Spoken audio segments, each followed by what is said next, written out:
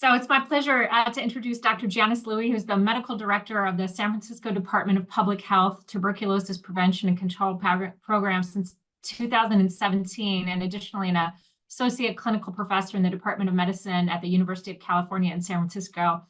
Dr. Louie has been working in public health for over 15 years, and I think also uniquely has been quite active in publishing the public health perspective in TB screening, prevention, and management, as well as other respiratory infections, including COVID and H1N1, including a first author paper in the New England Journal of Medicine on severe H1N1, and a topic that's near and dear to my heart in pregnant and postpartum people in California.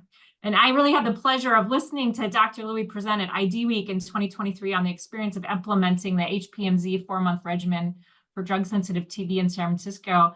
And lastly, I'll say the timing is perfect because we just got a great talk from Dr. Chandler Church to our ID division last week regarding the initiation of implementation of this regimen in Seattle, King County. And so thank you so much to Dr. Louie for joining us today.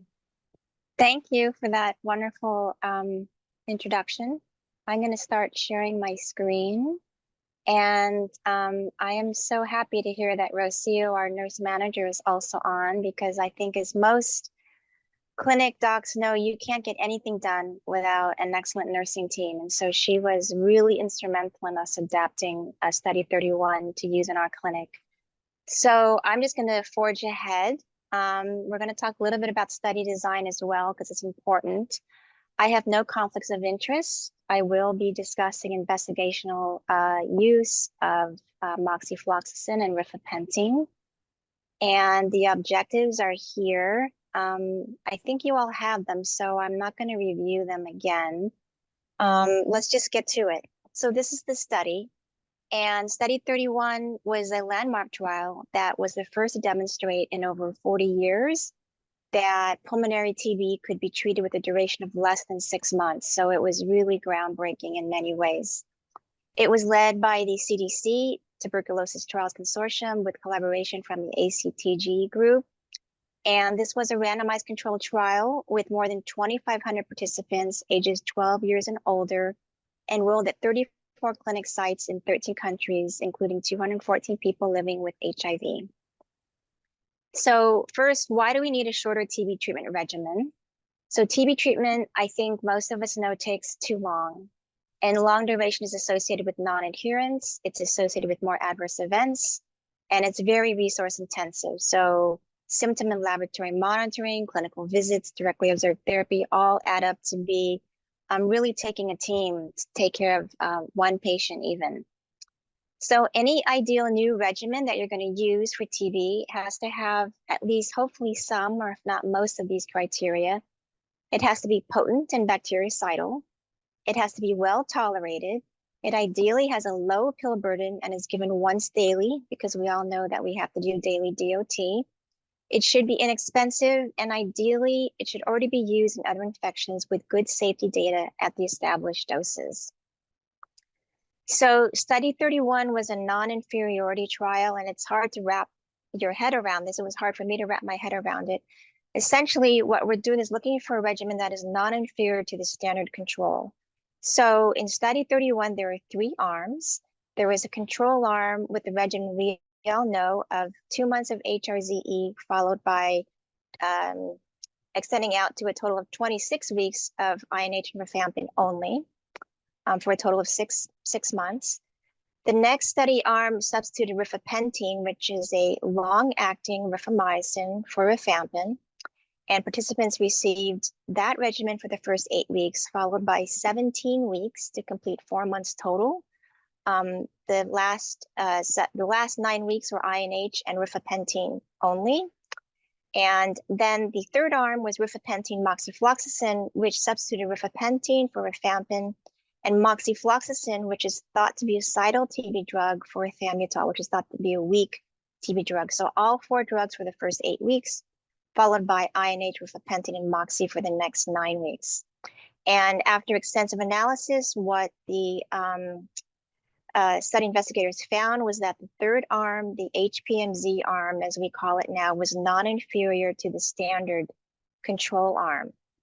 So let's look at who participated. There were, as I said, over 2,500 participants, but of note, only 1% were from the US. And this was a relatively younger population, at least compared to San Francisco, with a median age of 31 years and a range of 12 to 77.5 years. And so when you look at a non-inferiority study, it's really important to keep in mind and compare, at least in my mind, how does this compare to what we do here, including the outcomes? So in the outcomes that they looked at in the assessable population, they measured primarily a favorable outcome 12 months after randomization of survival free of TB as defined by negative sputum cultures ×2. They also looked at several unfavorable outcomes at the same time point, and these could be TB related. So a participant had microbiological or clinical evidence of persistent TB disease, or it could be a TB unrelated unfavorable outcome like loss of follow-up, consent withdrawn, change in treatment due to adverse events, etc. And so the study found that it was roughly 10% for both arms, HPMZ and HRZE. So this means about 90% of participants did well, but there were 10% that didn't do so great. And so when you think about it, at least in San Francisco, that's already a little high for us. So you have to keep in mind when you're applying Study 31, this regimen, what are your outcomes in your clinic, in your county, and how do they compare, and is it acceptable? That was something that we were really worried about. So safety outcomes were also measured, and they looked at severe adverse events or common score 3, and we'll go over that in detail. And roughly 20% in both arms had some severe adverse events. That's actually not bad compared to our population, but again, I'll go over that in more detail. So in San Francisco, what we mostly worried about was we treat quite an older population. The median age is anywhere from 60 to 64 years, depending on the day. We treat over 100-year-old patients sometimes. And along with being older, these patients have a lot more comorbidity and likely more polypharmacy. So older TB patients are likely to have more drug-drug interactions when you have more polypharmacy. This may be less of a concern with rifapentine than with rifampin because there may be less hepatic enzyme induction. We do worry that our older patients have a lot of adverse events, and I know MASA has published on this. We roughly average 40% adverse events in our older population in San Francisco. And those adverse events, as you all know, can include drug-induced liver inflammation and cytopenias, particularly for us with rifabutin. They may have underlying cardiac disease if you're older, and it may be diagnosed or undiagnosed. But that implies if you're using a fluoroquinolone that you need ideally some monitoring for QT prolongation. And I would have to say, fortunately, thanks to Rosio's efforts, we do have an EKG machine in our clinic, which makes that a lot easier. I know that doesn't apply everywhere. So just to review the fluoroquinolone adverse events, there are actually many. In our clinic, approximately 20% of patients are on a fluoroquinolone because of intolerance, typically to PZA. And so there are non-specific adverse events like GI upset, headaches, dizziness, insomnia. There is concern for acute liver injury, and this is just one study where both with Moxie and Levo, there was a higher risk in patients over 65. There are also several black box warnings, which are important to keep in mind. So tendinopathy and tendon rupture, again, higher in ages over 60, and particularly those patients who are on concurrent steroids.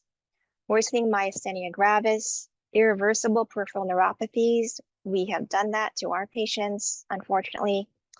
Hypoglycemia, the drug gets good penetration into CNS, so agitation, confusion. And then in some patients at risk, aortic dissection and rupture should also be kept in mind. So the most important thing we thought about with Study 31 was the potential for prolonged QTC.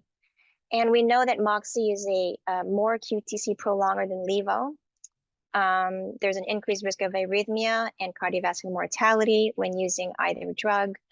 The data varies on what is a safe QTC to continue if you have prolonged QTC. So we use this guidance from USAID KNCV Challenge TB, which says to worry if QTC is prolonged by over 60 milliseconds or is over 500 milliseconds in general. using their Federicia correction. We also were very worried about other drug-drug interactions that include QT prolonging drugs like the macrolides or methadone. So we wanted to make sure we screen for that. There's the concern of emergence of resistance the more you use fluoroquinolones. And one challenge we're all aware of is that there is not easily available either DST or rapid molecular testing that is widespread nationally for fluoroquinolones. There's many labs working on that. We are lucky that in California, we have a reference lab that is able to do DST for fluoroquinolones and pyrosequencing, which was one of the reasons why we were able to implement this study. And then there's the theoretical risk of C. diff when on prolonged therapy, but we have not observed that in our patient population. And then just a reminder of rifapentine. So in this study, we're giving it at 1,200 milligrams daily, when typically what we're used to is 900 milligrams weekly. So rifapentine has a longer half-life, and here are the usual known side effects of the rifamycin class: rash, GI upset, hepatotoxicity, and then of course the flu-like symptoms and hypersensitivity reaction, which may be related to intermittent dosing of the rifapentine. So we kept all this in mind. And then you need a way to measure adverse events. So we use the common terminology criteria. And this is actually a standard method to assess severity of adverse events, originally used in cancer clinical trials, but now adapted to many other settings, including in most clinical trials. So it measures adverse events on a scale of 1 to 5. And in general, 1 is mild, 2 is moderate, 3 is severe, 4 is life-threatening, and 5 is death. But it's actually quite a nice scale because it takes in account things like, can a patient continue to perform their ADLs, or can they do complex tasks that are part of independent self-care, like using the phone, shopping for groceries, paying their bills. So it takes all that into account.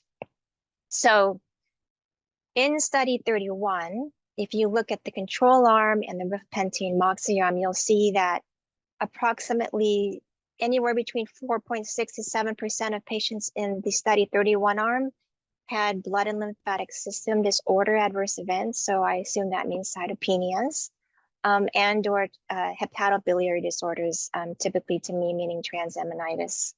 So here's what that practically means. So for example, if you have a common score grade 3 for your CBC, what that means is the drug has caused a drop in your hemoglobin to less than 8, to your platelet count to less than 50,000, and your white blood cell count less than 2,000.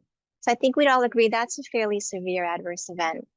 A grade 2 adverse event, on the other hand, is dropping your hemoglobin to less than 10, your platelets to less than 75,000, and your white blood cell count to less than 3,000. Now, when we look at how you apply to liver function tests, grade 3 applies to the transaminases by a drug causing an elevation to over 5 times upper limit of normal. I think we're all used to this kind of metric.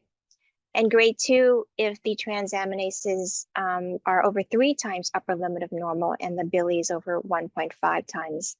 So when you think about that practically, how does that work for your clinic? So for example, in our clinic, adverse events will often lead to stopping of TB drugs and either slow rechallenge or substitution. Now, when you're trying to do a treatment shortening regimen, you have to recognize that adverse events will therefore cause additional time on treatment, as well as cost for additional lab testing, nursing assessments, and number of clinician visits. And more importantly, it can be really uncomfortable, inconvenient, and stressful for our patients. I think we all recognize that. Another thing we worried about was pill burden. So this is a standard regimen for someone who's around 70 kilos. So initiation phase of 8 weeks is 12 pills daily, followed by 4 pills daily for 16 to 28 weeks. But in contrast, for HPMZ, for the same patient, it would be 15 pills daily for the first 8 weeks, followed by 11 pills daily for the next 9 weeks. So you can imagine in an older person with polypharmacy, this pill burden can be quite daunting. It would be for me, I think.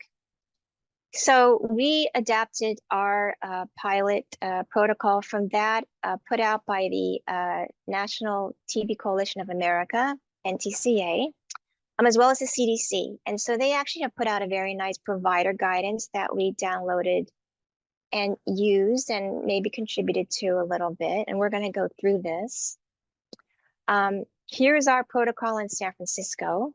So again, it's 8 weeks of INH 300, rifapentine 1200, Moxie 400, but we are very comfortable using Levo.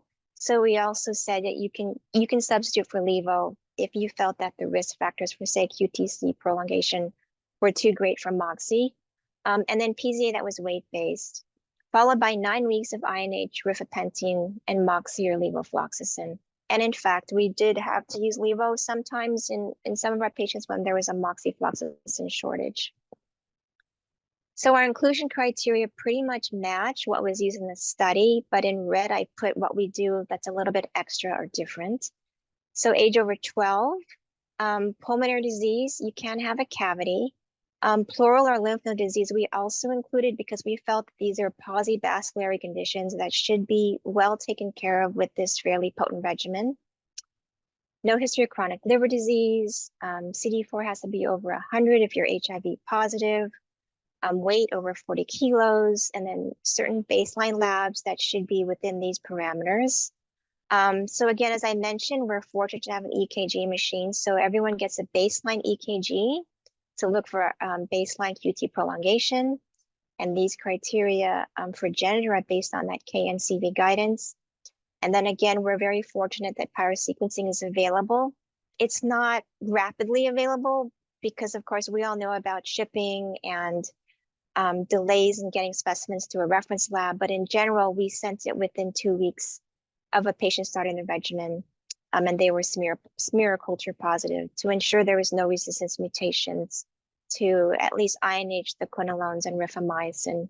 It was not available to test for pyrazinamide. So exclusion criteria included extrapulmonary TB other than lymph node, so CNS, bones, joints, pericardial, GU, or miliary. Receiving HIV medications that are pretty much standard of care now, we had to exclude most HIV patients because in the study, all HIV patients were on efavirenz, but we know in real life that most of our patients are on integrase inhibitors, protease inhibitors, etc. So most HIV patients were excluded. And then at provider discretion, a history of prolonged QT syndrome, arrhythmia, recent ischemic heart disease, or structural heart disease. It's a lot of discretion because what is structural heart disease? So that was where some provider discretion had to be used. A lot of hand-wringing actually on our end about what qualified. Concurrent use of QT prolonging medication. And most importantly, because about 45% of our patients come in from a hospital, if the patient was assessed as being severely ill or clinically unstable, they were not included in starting study 31, HPMZ. And again, that was provider discretion. So our baseline studies, this is all adapted from the CDC and TCA guidance with sputum ×3 and 1 gene expert at start of treatment. So again, I understand how our clinic is a little more resourced than others. We will get a chest CT at start of treatment, and we do get it at 2 months in all of our active TB patients, and that's not something that everyone can do. And the PSQ, as I mentioned. So this is how we monitored, and this is from the CDC, I think it was in an MMWR. So again, red is where we're a little extra. Sputum ×3 every 2 weeks until smear negative, and then sputum Q month until culture conversion. So what this practically translated to was weeks 2, 4, 8, 12, and 17, which is end of treatment. Chest X-ray at 2 months and end of treatment, a monthly check-in, regular CBC and CMP, a monthly EKG, again, because we have the machine. And we wanted to use it to justify the cost and trying to get it. And then we do in all of our patients an end of treatment follow-up. And we do that at 3, 6, and 12 months with an X-ray and sputum ×2 at each visit. And we chose this number up to 12 months in after consultation with the study author, Susan Dorman, who shared with us that at 18 months, there was not really a lot of concern for disease recurrence. So we chose 12 months as our kind of standard end of treatment follow-up. So important here, and this was advice from Lisa Chen, who's been our guru with this. So if any reason a patient can't tolerate therapy, stop and re-challenge with standard HRZ. And if there's concern for treatment failure, which is radiographic improvement is slow or smear and cultures do not show improvement by 8 to 12 weeks, consider extending to 6 months or longer if needed, or switch to standard HRZE. And this bullet is kind of a work in progress for us because, as you know, life happens and radiographs don't always look remarkably better, or you can't get all your cultures or sputum done. And so we've been trying to work with this as far as how we ensure that our patients are treated the best that we can. So here's our experience. We started in August 2021, and we this is up to December 31st of last year. So in that whole time frame, we had 160 patients diagnosed with active TB in our city. We were only unable to start 2 due to rifapentine shortage. And again, that's thanks to Rocio making sure we always had rifapentine in stock for at least half a course of therapy for each patient. And then remarkably, 81% did not meet inclusion criteria that I laid out. And the common reasons, again, were maybe because our patient population just tends to present late and very ill, but about a quarter were assessed as too severely ill because they were hospitalized or in intensive care or in hospice. And another 20%, 17.7%, were excluded because they had extrapulmonary or disseminated TB outside of the criteria that I outlined. So with that exclusion, 30 were ultimately offered HPMZ, and 8 declined due to concerns of pill burden in 5, or being treated with a new regimen in 3. So we have 22 patients we've enrolled to date. The median age is 32.5 years, so that very much matches the study 31 median age. Half are male, and 77% were previously healthy, and 5 had comorbidities that were not significant. Something maybe like they had a history of fatty liver disease or a history of asthma, but none of them were severely ill, like had cancer or immunocompromised. So most of this population was pretty healthy by our standards. So we had 19 pulmonary cases, 1 pleural, and 2 lymph node cases. In our pulmonary cases, over a third had cavitary disease, and almost half had more than 1 lobe involved. Then the microbiology was 12 were AFB smear positive, 13 were GeneXpert positive, 15 were culture positive, and all had no mutations by PSQ, and all were pan-susceptible by DST that was ultimately done. So importantly, we saw a lot of adverse events during our enrollment of patients, and it typically happens pretty quickly. So 18 of 22, or 81%, reported any adverse event. And almost universally, they're all going to have nausea. So we actually developed some nursing tools around how to handle the nausea, crackers and small meals, and when to take it, etc. However, in contrast to study 31, we had half of our patients, or 11, have to stop due to symptomatic adverse events. So most of these were common score 2, not 3, and they included rash, nausea, vomiting, transaminitis. The median duration to onset of adverse events was 4 days. So you knew pretty quickly, a patient would tell you and say, just no way I can do this. There were a couple of outliers, but in general, it's within the week. We had 1 patient who was older who stopped due to severe common score 3 adverse events. And frankly, that caused all of us a lot of pause and hand-wringing. She developed anorexia, weakness, and then fell in the bathroom and was hospitalized for multiple subarachnoid hemorrhages with associated hypokalemia on her chem panel. And so that was one that really caused us to think about, are we doing this the right way? And as it turns out, the median age of those stopping early is 43 years. You don't have to be old to have to not tolerate HPMZ. However, all of our patients over age 50 who met criteria did have to stop early due to adverse events. So we have had 9 patients complete to date. And that means, yes, it just means completing. A lot of these are still in end of treatment follow-up. The median duration of treatment was 126 days, so it was close to the target of 119 doses. One had treatment extended to 180 because we had some issues with culture contamination with the rapid growing NTM. And so just on the better part of valor, we thought we would just extend to 6 months just to make sure that we weren't missing culture conversion time is being delayed. And one patient completed, and she actually had really good prognostic factors. So she was AFP smear negative at start of treatment. She had one lobe involved, was not smear positive, but 6 months after end of treatment, in that end of treatment follow-up, she reported a new cough. Her sputum was newly AFP smear positive. And so the provider got an X-ray and a chest CT, and she had a new infiltrate. We did get lots of sputum on her that were all finalized as negative. And so maybe this wasn't a relapse. Maybe this was a delayed paradoxical reaction. We're not sure. Nevertheless, because we wanted to follow protocol, she was restarted on standard HRZE for culture negative TB and has completed that. So the challenge when you're thinking about this is we're really comparing in many ways apples and oranges when we think about comparing a study conducted in a developing country setting predominantly to our standards here in the US. So for example, I mentioned before the unfavorable outcomes were approximately 10% in both arms, including the standard, right? And those who had an unfavorable TB-related outcome is 6% for HPMZ and 3.3% for standard therapy.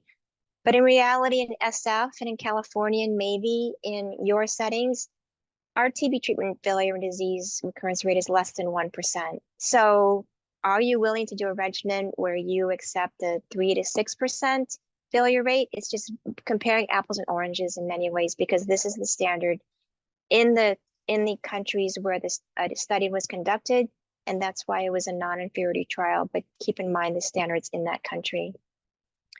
And again, as I mentioned, Study 31 had fairly stringent enrollment criteria because you're recruiting for participation in a study and trying to make sure people will get to the end of that study. But in real life, less than 20% of our patients met inclusion criteria due to the extent of their disease, severity of disease, or baseline abnormal laboratory values. So I'm wrapping up. So the challenge were many. You have to have, if you can, some access to rapid molecular testing, in my opinion, for susceptibility. So we were always able to send for PSQ when we could, but there's always some glitches when you're relying on reference labs to get a specimen quickly. So it's not always feasible. It doesn't apply to persons who are treated, in my opinion, for HIV in the US, because we are using a lot of drugs for our ART regimens that did not apply, were not used in the study. And I think we measure safety outcomes and adverse event management differently. So remember in Study 31, they looked at a common score grade 3 or a severe adverse event, and only 1.9% discontinued based on the adverse events grade 3. But in our population, our patients and our providers not really willing to let a patient have persistent nausea or vomiting or anything that affects their ability to carry on with life. So I think in practical reality, in clinic settings, we maybe will stop drug at a grade 2 adverse event. And in that case, about half of our patients discontinued if you use our criteria. So in conclusion, TBTC Study 31 proved the concept that you can treat severe disease, pulmonary cancer-susceptible disease with less than 6 months. But further studies needed on who are the best candidates to benefit from HPMZ, in our opinion. We need to have more focus on making sustainable drug supplies, including reducing drug costs, because Fenting is now quite expensive. We need more recognition of the importance of managing adverse events. And I think we need nationally to move more toward making available rapid molecular testing for resistance. And that means not whole genome sequencing, but it means something like PSQ or next-gen sequencing. The main benefit may be that we had several young patients who had cavitary disease who did very well. So in that aspect, reducing treatment duration of high-burden cavitary disease from 9 months to 4 months was a big win for some of our patients. So these are my references, and these are people I want to thank.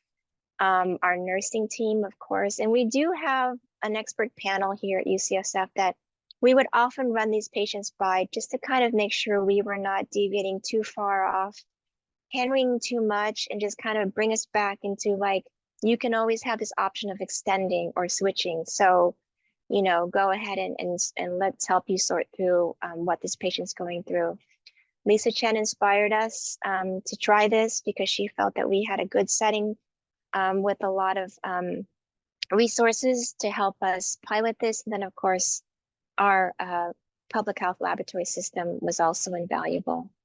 So I'm going to stop there. RZE, because that might skew, you know, Yeah. the Yeah, I think I like Rocio to comment because this is her nursing team that manages a lot of the nausea, if she can speak. I'm not sure. Rocio, can you actually say something about that? Yes, we try to use all our nursing tools, and when the patient couldn't tolerate no more, they would come and see a provider, and then get the Sofran. But it's this regimen is very unique, and different patients. We learned a lot from the initial, I would say, first 4 or 5 patients on nausea management, because it's not a constant nausea like when your LFTs are rising rapidly. It's kind of a very transient nausea the first few hours of taking the medication, and then the patient's fine. And the patients that seem to eat a small snack, not a fatty snack of any sort, but just a snack, and do things to that help. Some of our patients were meditating, some of our patients were taking snacks, others were going to the gym, so they were definitely nurse interventions that we used. And then we would spend a lot of time with our patients trying to figure out, because this is a totally new regimen, totally different type of nausea. That's all I can say. And we've learned a lot. We're putting together a brochure, not quite done with it yet, but would share it once it's done. Yeah, and thanks, Rocio. So I don't think we treated patients any differently with respect to trying to get them through a regimen. I think we all try to do our best to make sure that rifamycin stays on board. So we'll do anything we can. So we treated them pretty similarly, whether you're on HRZ or HPMZ. Chandler Church, go ahead. I think this is going to be an echo of a question that Sylvia put in the chat. But it's this, your protocol and ours are written similarly in this regard. And I think that, so this isn't just a general question about the use of HPMZ in patients on integrase inhibitors. What about integrase inhibitors that have a pretty well-validated dose adjustment for the rifamycin interaction? So specifically dolutegravir, which can be dosed twice a day in order to be given with rifampin. Is there concern about like the rifapentine dose being very high, or what's that? Yeah, I think I wouldn't say I'm an expert in HIV ART, but we just felt that rifapentine is different enough from rifampin that we weren't comfortable until we see more studies. Because again, remember, this is rifapentine daily. And it's not once weekly. So it has never been done before to use this dose at a daily dose. And we just wanted to give every patient possible the chance to do well on this regimen. So yeah, we're not comfortable with that approach yet. And Dr. Louie, Mira in the chat was asking if this is a regimen that you're continuing to use in your clinical practice going forward. We are, and we're trying to be non-biased about it. So, I encourage our providers to offer it to everyone, regardless of age, who meets the criteria. Because after that one patient that had the subarachnoid hemorrhages, there was a lot of shyness with our clinicians and nursing about, can we use this in older people? But since we only had 4, I feel like we still have to try. We are very good from a nursing standpoint of making sure patients have access to us if they have any adverse events. And in fact, sometimes we know too much about what's happening in their lives. So, we just wanted to give it a good go before we say we're not able to use it in certain populations. Well, thank you very much, Dr. Louie. I think there's probably more questions, but we do want to save time for our case consultation. Thanks for joining us. We really appreciate it. You're always welcome to join our echo sessions. We'd love to have you. All right, well, thanks for having me. Maybe I'll continue and listen in on your case presentation. Great.